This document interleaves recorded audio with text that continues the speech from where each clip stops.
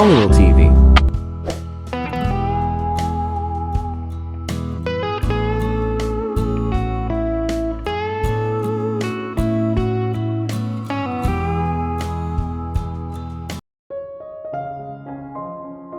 Isang oras na ang nakalipas, tinawagan ako ni Daniel na nagsasabing darating siya sa loob ng isang oras, at maghanda para sa dinner. Nasa kwarto ni Kuya Sam sina Tessa at naghahanda habang ako naman ay nakahanda at naghihintay sa kanila sa hall. Nagsuot ako ng casual dress na may kulay red at pink na shade. Pinaresan ko ito ng white heels. I was taking a picture of myself nang may mag-doorbell. Assuming it to be Daniel, binuksan ko ang pinto na may malaking ngiti sa labi. Pero nawala ang ngiti ko nang makita ang taong nakatayo sa harapan ko. Ito ay walang iba kundi si Melissa, ang aking ex-best friend. Hindi ko alam kung ano ang ire-react ko kaya tumayo na lang ako na parang estatwa. She was looking pretty as always. Napangiti siya ng bahagya. Hi Jen, Melissa, I want to talk to you about something. Kinalikot niya ang kanyang mga daliri. Look, I don't want to talk about anything with you. So I'm sorry, pwede ka nang umalis. I know I was behaving rude pero hindi ko pa rin siya napapatawad sa ginawa niya sa akin. Jen, please listen to me once, please. I will not take more than 5 minutes, please. She sounded genuine. Fine, 5 minutes. Salamat. So first I want to say a huge sorry to you. I didn't mean to hurt you by sleeping with your boyfriend. Nangyari lang at hindi ko napigilan ang sarili ko. But when you came to know about that and left the NYC, I realized how big mistake I have committed. I lost my best friend, my only family. I thought Caleb really likes me but he cheated on me too. In last 2 months when we were together he slept with several girls. Nung nalaman ko nakipaghiwalay ako sa kanya, that time I realized how much hurt you have been. I'm so sorry Jen. I'm sorry, please forgive me. Umiiyak na siya ngayon. At ako rin. Oh Mel, halika dito. Hinila ko siya para yakapin ng mahigpit. Stop crying first, he isn't worth anyone's tears. I was disappointed with myself that I lost my best friend due to my selfishness and that douche. To be honest, hindi na ako nagulat nung sinabi mo sa akin na niloko ka rin niya. Noong nakipaghiwalay ako sa kanya, sinabi sa akin ni Kuya Sam kung gaano ka-player si Caleb. I was such a stupid girl. Naniwala ako sa lahat ng sinabi niya. Umiling siya. What's past is in past, forget everything. Start new, you are such a good fashion designer, focus on your work. I missed your advice. Thank you Jen, you talked with me. Ngayon medyo nabawasan ang guilt ko. Don't worry, I forgive you Mel, napangiti ako. Oh thank goodness Jen, muli niya akong niyakap. Namiss ko rin ang best friend ko. Jen, humiwalay ako sa yakap nang makita ko si Daniel sa garden area na mukhang nakakabighani gaya ng dati. Sumama ka sa akin, bulong ko kay Mel. Hey, ngumiti ako at hinalikan siya ng mahina. Someone is little more happy right now, what is the reason? Tanong niya sabay halik sa akin. I want you to meet my best friend Melissa. Your best friend, the one with whom your ex-boyfriend cheated. Daniel spat. Yeah, but she is sorry for everything. Niloko din siya ni Caleb. Hindi umimik si Daniel, well expected ko na rin. Galit na galit siya at naiistorbo nang sabihin ko sa kanya ang tungkol kina Caleb at Melissa. Mel, meet my boyfriend Daniel Anderson. Oh of course I know him. He has a amazing clothing line. Nice to meet you Mr. Anderson. Sabi ni Mel sabay ngiti ng totoo. I won't say nice to meet you because you hurt my girlfriend enough. Sabi niya sabay nagngangalit ng ngipin. Daniel, saway ko. Okay na ang lahat sa pagitan namin ni Mel ngayon. It's okay Jen, obvious at expected ang galit niya sa akin. I will take your leave now. Do tell me when you come back in California. And please be in touch Jen. I will. At niyakap siya. Pagkaalis niya, nakatingin sa akin si Daniel with pure confused face. She said sorry and she was sorry kaya pinatawad ko siya. Mel was and is my best friend after all Daniel. But Jen pinigilan ko siya sa pamamagitan ng paglapat ng labi ko sa labi niya. Sa tingin ko ito ang isa sa mga pagkakataon na buong tapang kong sinimulan ang isang halik. I mean comfortable ako sa kanya pero hindi ako pinapasok ng karanasan sa nakaraan. Ramdam kong nabigla siya sa biglaang katapangan ko pero mas lalo niya akong hinalikan pabalik. Ito ay isang medyo magaspang na halik. Pagkatapos naming kainin ang bibig ng isa't isa, naghiwalay kami. Wow! Napabuntong hininga siya. It was amazing. Napatingin ako sa kanya. And you look beautiful Jen, how am gonna resist you at the dinner? Simple, kung gusto mo ng dessert, kailangan mong dumaan sa bawat course. Saka ka lang makaka-enjoy sa dessert. Bulong ko sa tenga niya in a very seductive tone. Nagsimulang umubo si Daniel, dahil doon ay nagsimula na akong tumawa. Oh my God, kawawang lalaki. Look at your face, natawa ako. Janeline Mondragon are going to pay for this very soon. Hintayin mo na lang matapos itong hapunan. Ano, pipilitin mo ba ako? I turned very serious, faking it obviously. No Jen, no. I will not force you for anything, please keep this in mind. Akala niya seryoso talaga ako. Hinaplos niya ang braso ko. Hey, alam kong hindi mo ako pipilitin. I was just joking, tumawa ako para gumaan ang mood niya. Napabuntong hininga siya, thank God. Akala ko talaga seryoso ka. You are a pretty good actor, Madam Janeline. Hinila niya ako papunta sa kanya. There are several hidden talents na hindi mo pa alam, Sir Daniel, panunuya ko. Maya-maya lang ay lumabas ang kapatid ko at si Tessa na nakabihis na para sa hapunan. We are ready, anunsyo ni Kuya Sam. Finally, gaano kayo katagal maghanda? Nga pala, ilang rounds ba kayo? Kumindat ako. Namula si Tessa at tumakbo si Kuya Sam para hampasin ako. Nag-book si Daniel ng dinner reservation namin sa Nobus. Isang beses o dalawang beses akong pumunta doon. I love their food so much pero medyo mahal ang restaurant. Ilang beses ding nakasama ni Kuya Sam ang kanyang mga kaibigan na pumunta doon. Pagpasok namin, naglalakad kami ni Daniel sa harap na magkahawak kamay at nasa likod namin sina Tessa at Kuya Sam. Daniel Anderson, sabi niya sa receptionist, obviously as usual, naglalaway ang dalaga kay Daniel.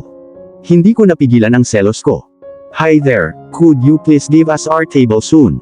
We are hungry, sabi ko in fake sweet tone. How I wish na sinabi ko sa kanya na girlfriend niya ako. Pero hindi ko pa kaya. Kung hindi, sasayaw ang media.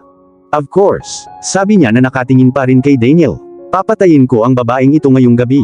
Sinabi niya sa host na ipakita sa amin ang aming mesa. Sinimulan kaming i-guide ng host sa mesa. Bagay sa'yo ang selos, mahinang bulong ni Daniel. Alam kong sobrang nag-enjoy ka. Putol ko. Huwag kang magalit sa akin, Jenny. Ngumisi siya.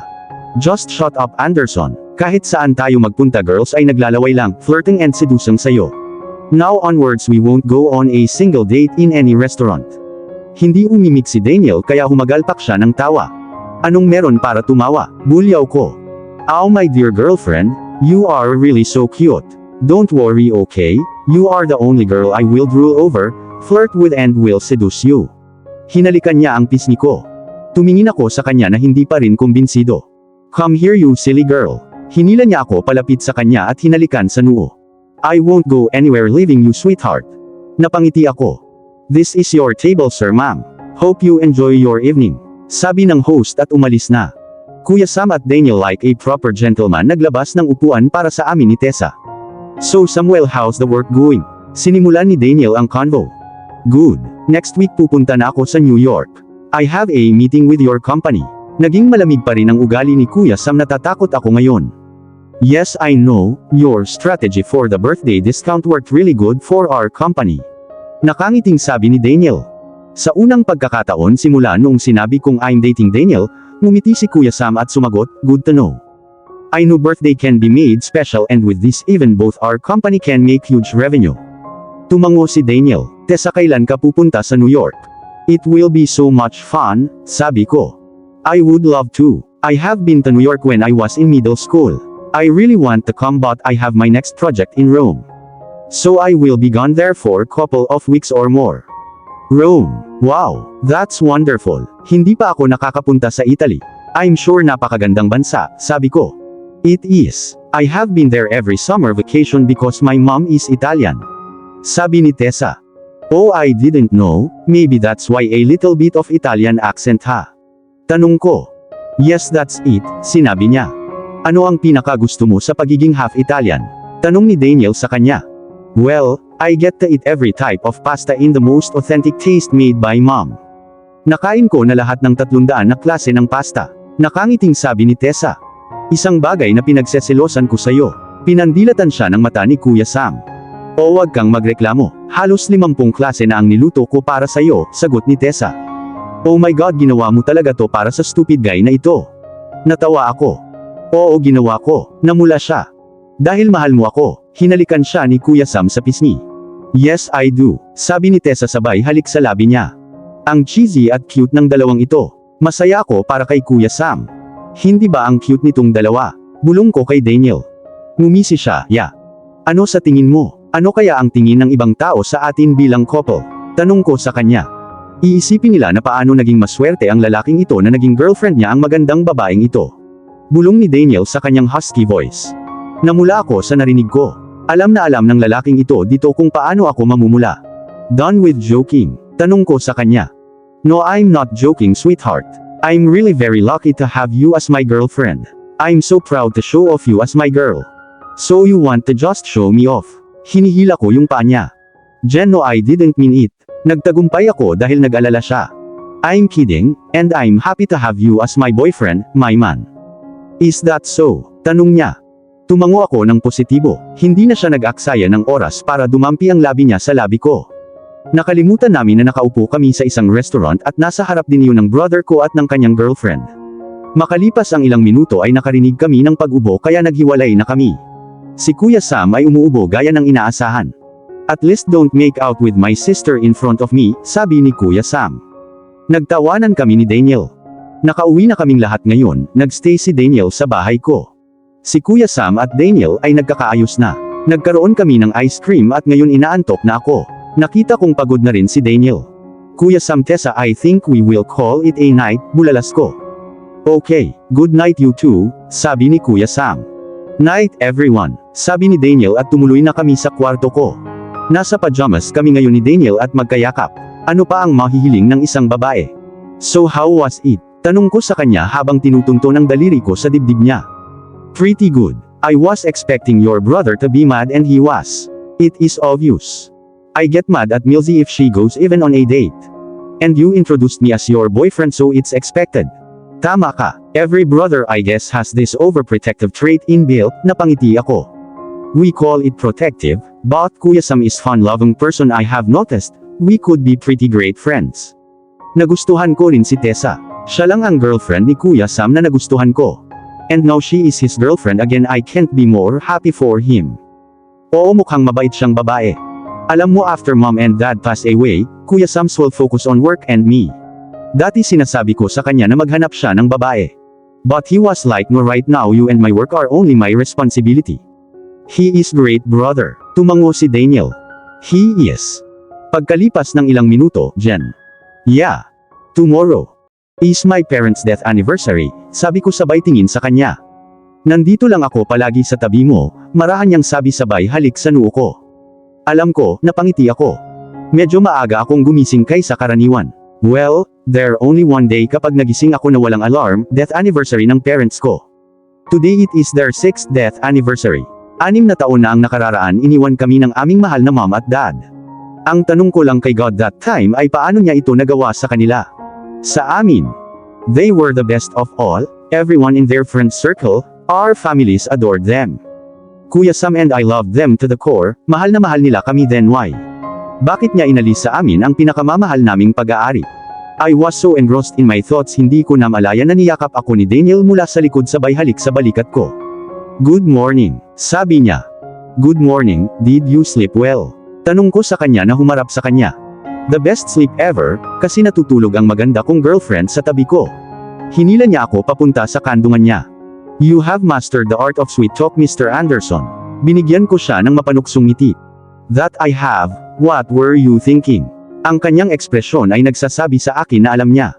Nangilid ang mga luha ko, napangiti ako. I missed them, sabi ko sa basag na boses. Hinaplos niya ang pisngi ko para sabihing ilabas ko yun. I miss them so much, Daniel. I want them with me right now. I want to tell them about my new job, about you. They were so young to die. They didn't deserve it. My dad used to tell me how wants to see me married, having kids so he could spoil them, same goes with mom. Kuya Sam was mama's boy and I was daddy's girl. Can you please bring them back? Umiiyak ako habang tinatakpan ang mukha ko, gamit ang mga palad ko. Sweetheart, don't cry baby. You mom and dad are looking at you from above. Do you think they will like to see you cry? I'm here okay. Pinulupot niya ang mga kamay niya sa buong katawan ko. Nakaupo ako sa kandungan niya. Hinahaplos niya ang buhok ko the whole time. After some time, bumangon na kami. Bumisita kami ngayon sa sementeryo ni mom and dad. Bumangon si Daniel sa kama, mabilis kong hinawakan ang kamay niya. Anong nangyari, Jen? Lumingon siya. Salamat sa pagpunta mo dito, napangiti ako. Hindi mo kailangang magpasalamat sa akin. Isang masuyong halik ang ginawa niya sa noo ko. Nakahanda na si Kuya Sam at Tessa nang makarating kami sa ibaba. Niyakap ko si Kuya Sam. Alam kong malungkot din siya pero hindi niya ako masyadong sasabihin. Sana magtapat siya kay Tessa. Ayos ka lang ba? Tanong ko sa kanya, alam kong hindi. I missed them. Bihira kong makita si Kuya Sam na may luha sa mga mata pero ngayon ang araw na iyon. I miss them too. Kasama natin sila. They will forever be, sabi ko. Alam ko, let's go. Nilinis niya ang kanyang lalamunan. Tumango ako.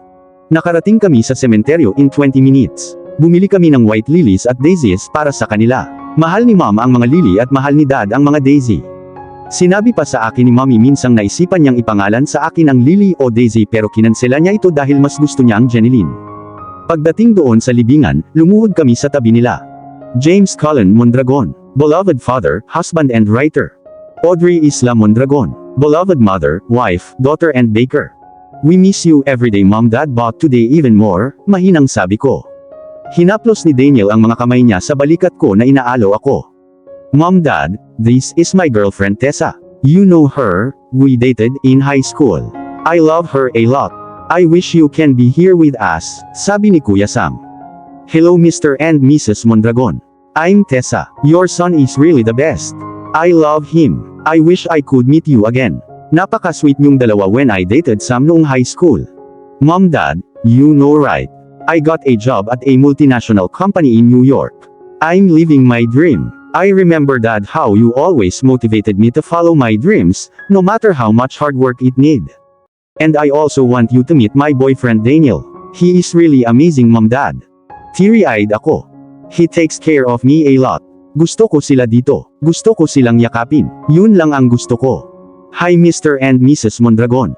I'm Daniel, Jen's boyfriend. She is the most wonderful woman I have ever met. She is kind, sassy when needed, caring, beautiful, hardworking.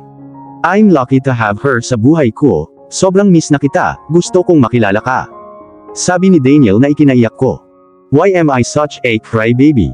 Nanatili kami doon ng ilang oras. Buong oras na nandoon kami, pinulupot ni Daniel ang mga kamay niya sa akin habang hinahaplos ang buhok ko. I am so grateful for him, thank you God. Kasalukuyan kaming nakaupo sa isang ice cream parlor. Ang paboritong ice cream parlor ni na Mom and Dad. Sa tuwing nagse-celebrate kami ng isang bagay bilang isang pamilya, dito kami pumupunta. Ito ang aming lugar. At bilang isang ritual pagkatapos ng pagbisita sa sementeryo taon-taon ay pumupunta kami ni Kuya Sam dito at kumakain ng ice cream. Nagbibigay ito sa amin ng pakiramdam na nakaupo kami kasama sina Mom at Dad, kahit na ito ay para sa isang maliit na panahon, ang pakiramdam na iyon ay nakakatulong sa amin ng malaki. Jen, okay lang ba kung aalis tayo papuntang New York pagkatapos nito? Tanong ni Daniel. Napaisip ako saglit, sige pero anumang issue. May meeting tayo bukas sa New York kasama ang pinakamalaking investor ng London na si Mr. Waller. Kailangan kong ihanda ang lahat para doon. Yes Mr. Waller, muntik ko na siyang makalimutan. Siyempre pwede na tayong umalis. Sobrang dami kong paghahanda para sa meeting. So aalis na kayo? Tanong ni Kuya Sam. Yeah, I'm sorry I could stay longer but work calls. And also you are coming to New York next week right? We will have fun then. Yes I will be there. Tumango si Kuya Sam. Jen, it was really so nice meeting you again. Niyakap ako ni Tessa. Same here Tess. Pagbalik mo from Rome, do visit New York. Oo naman. Tumayo na kami para magpaalam dahil diretsyo na kami sa airport. Nasa airport na ang mga bagahe namin. Paanong hindi ko alam? Daniel, I know you will take good care of my sister. Kung makarinig ako ng masama tungkol sa iyo o sa kapatid ko dahil sa iyo, patay kang tao. Babala ni Kuya Sam. Jeez Kuya Sam, sinabi ko. It's okay Jen, he is your brother. Don't worry man, I will take the best care of her. Sumingit si Daniel. Tumango si Kuya Sam, nag-bro hug sina Daniel at Kuya Sam. And then we were off to New York. At dito na po, nagtatapos ang part 9 ng ating kwento. Sabay-sabay po nating abangan ang susunod na kabanata. Maraming salamat po. God bless and ingat po tayong lahat.